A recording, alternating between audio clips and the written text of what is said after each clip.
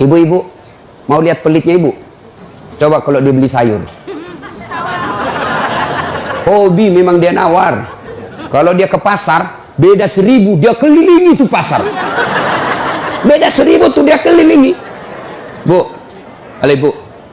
Bu, kalau ibu belanja di Trans Studio, Trans Mall, atau Alfamidi, Alfamart, tawar apa tidak? Tidak. Tawar apa tidak? Coba kau tawar, dibilang ke orang gila. Lalu pedagang kasihan yang sesama kita pribumi, datang naik sepeda motor, kadang kala sepeda, dia datang, dia sudah panggil kita, ya Bu Haji, Bu Haji makin cantik aja, masih nawar. Apa namanya kalau bukan pelit? Sudah enaknya itu, berapa Mas? 10.000 Bu Haji, 11.000 ya. Mantap. Kalau kan ibu-ibu yang suka nawar, kalau bapak-bapak kan tidak suka nawar ya. Ini ibu-ibu tuh suka betul nawar. Bu, ibu mau ndak suaminya diambil orang? Mau? Silahkan pelit. Orang pelit itu tidak ada yang suka. Bahkan orang pelit sekalipun tidak suka sama orang pelit. Benar Pak. Begitu jeleknya itu sifat pelit, tidak ada yang suka. Coba saya tanya, bapak-bapak senang tetangga dermawan atau pelit? Ibu-ibu senang suami yang pelit atau dermawan? Senang mantu yang pelit atau dermawan? Teman-teman yang pelit atau dermawan? Dermawan, tidak ada orang suka orang pelit. Bahkan orang pelit pun tidak suka sama semuanya pelit. Jangan kau ke rumahnya, pelit dia itu, padahal dia juga pelit. Begitu jeleknya itu sifat pelit. Demi Allah, tidak ada orang bangkrut gara-gara sedekah. Adakah pernah bapak dengar, Mas, tuh yang di sudut rumah di komplek, tuh kaya betul dulu Ustadz, cuma karena dia rajin sedekah, bangkrut. Ada?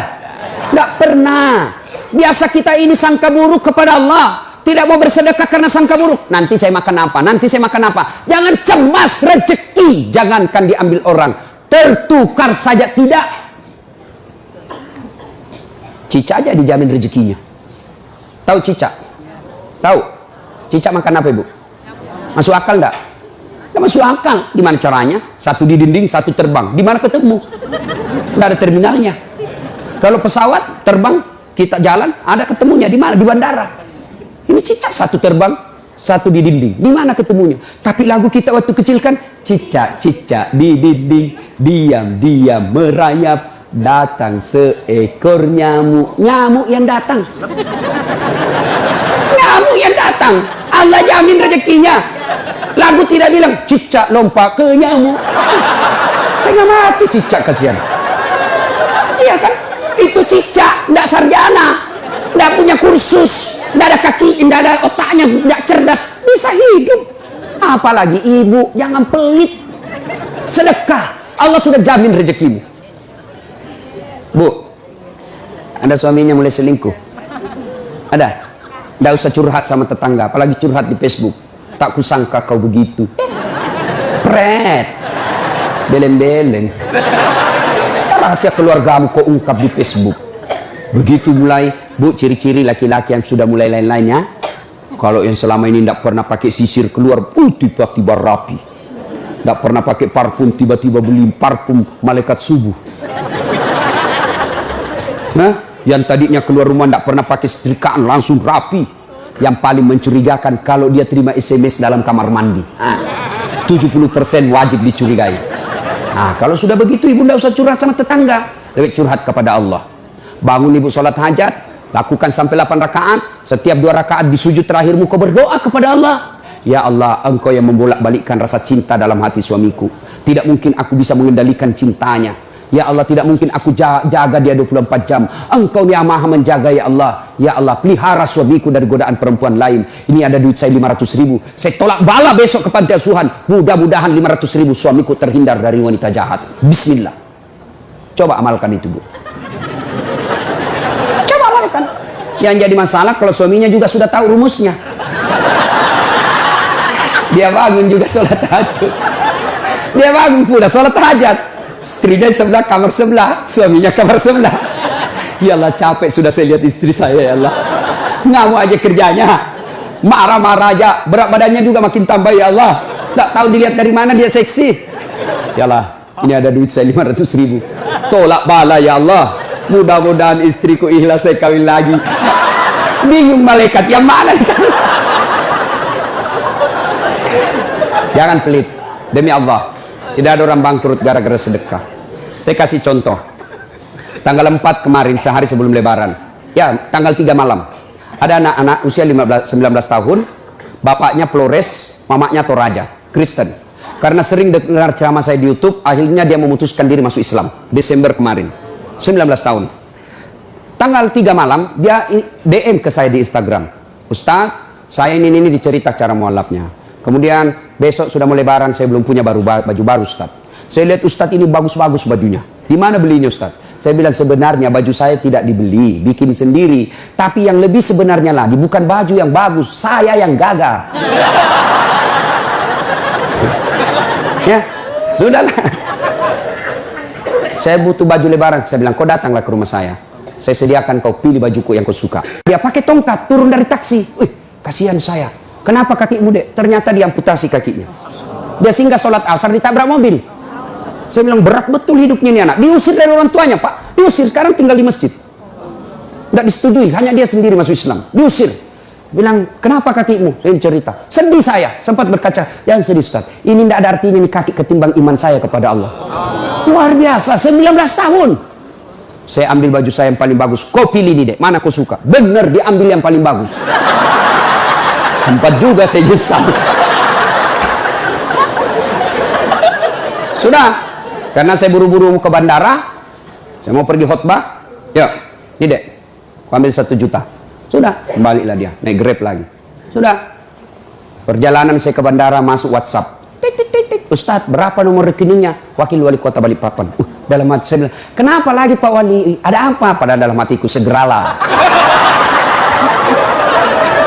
Kirimlah nomor rekening. Masih di atas mobil, masuk. Masuk, berapa transferan masuk? 30 juta. Tadi keluar 1 juta. Tidak cukup sampai situ, Allah balas lebih banyak. Sampai saya di airport, bandara, depan pintu 7 nunggu saya keberangkatan, tiba-tiba ada ibu-ibu lari. Bawa amplop. Ustaz, tunggu dulu Ustaz. Apa? Ini dalam hatiku, ada apa lagi? Padahal cepat sudah. Ini ada ternyata ada fans saya, dia lihat saya di bandara, dia mau kasih, tapi coba buru-buru mau masuk bandara. Dikasih saya melalui itu ibu. Nih ada Ustaz titipan dari ini. Oke, saya buka, berapa isinya? 10 juta. Sudah 40 itu kan gantinya. Besoknya tanggal 5 selesai khutbah. Biasanya kalau saya khutbah dikasih itu ibu 25 juta sama itu Bu Bupati. Berapa saya dikasih waktu itu? 35 juta. Berapa Allah ganti? 75. Keluarkan 1 juta, Allah ganti 75 juta. Kenapa ibu miskin? Karena ibu malas bersedekah. Selalu berkeyakinan saya miskin. Maka Allah, ana indasani abdibi. Saya tergantung sangkanya hambaku. Kalau kau sangka tidak mampu, maka kau kasih tidak mampu. Sedekah ibu. Allah tidak lihat 1 jutanya, Allah tidak lihat 100 ribunya. Yang Allah mau nilai, kamu sedekah enggak 1 hari ini. Jangan pernah lewatkan maghrib tanpa sedekah di hari itu. Coba amalkan. Coba. Kenapa kita tidak bisa umroh? Karena selalu yakin saya tidak mampu. Maka Allah, ya sudah, kok dia yakin tidak mampu. Sedekah. Pulang ini kau sedekah sama tetanggamu. Cari orang miskin. Cari janda-janda tua. Tidak usah janda muda, banyak yang bisa selamat. Jelas? Salatullah salamullah ala toha rasulillah. Salatullah salamullah ala yasin habibillah. Nah, sudah banyak sebenarnya penyakit hati, tapi waktu yang terbatas.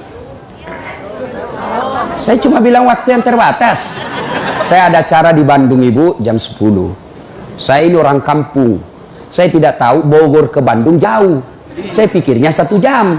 Inilah kalau kita pakai pulsa lokal. Saya orang kampung, tidak tahu saya. Oh ternyata jauh. Nah, saya harus segera selesaikan. Insya Allah kalau panitia ngundang saya lagi ke sini, saya datang lagi. Insya Allah ya. Nah, ini penyakit hati. Sekarang gimana cara mengobatinya? Ala bizikrillahi tatma'innul qulub.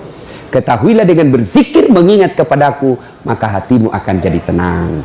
Jadi kalau kita punya penyakit hati, maka datang di majelis zikir Al-Ihya ini. Ini salah satu caranya. Memang ibu tidak dapat voucher, memang ibu tidak dapat undian, tapi apa yang ibu dapat? Ilmu tapi ilmu tidaklah terlalu menolong ketika ilmu itu tidak diamalkan. Amalkan yang Bapak Ibu tahu, maka Allah akan berikan ketenteraman jiwa, ketenangan hati. Kalau hati sudah tenang, itulah kekayaan kita yang paling baik.